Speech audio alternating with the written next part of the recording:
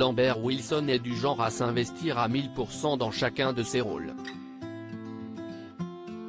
Les spectateurs retrouvent le comédien au cinéma dès le 22 février 2023 dans le film Les choses simples, auprès de Grégory Gadebois.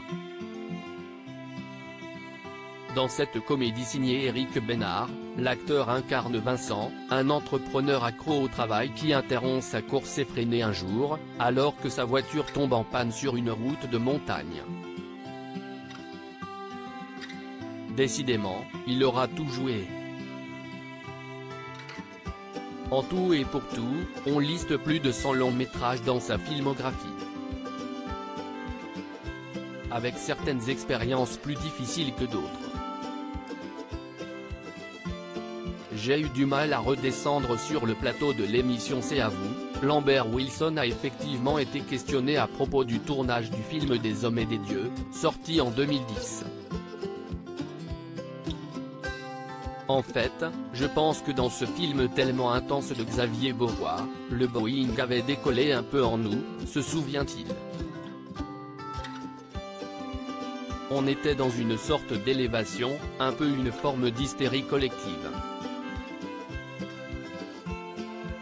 Pour moi, ça a vraiment été un peu dangereux. J'ai eu du mal à redescendre. Toute la question du drame des moines de Tibérine, et puis aussi de l'intensité des rapports entre les frères, on l'a vécu avec les acteurs.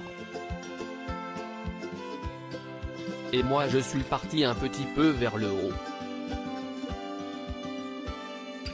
Si est-il la seule fois. On ne pense pas aux conséquences, à l'imaginaire collectif. En 2015, déjà, le comédien expliquait qu'il avait perdu sa maman pendant le tournage du film Des hommes et des dieux et qu'il avait, ensuite, dû s'occuper de son père âgé et malade, celui-ci ayant été très violent durant sa jeunesse. Un an plus tard, Lambert Wilson a perdu son papa et s'est retrouvé plongé dans une dépression.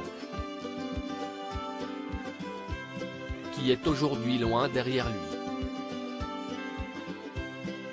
Quant à ses rôles au cinéma, il en a vécu d'autres. Des vertes et des pas mûres.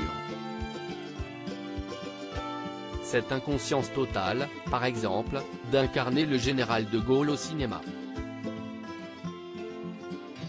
On ne pense pas aux conséquences, à l'imaginaire collectif, assure-t-il. Si est après qu'on prend conscience du danger.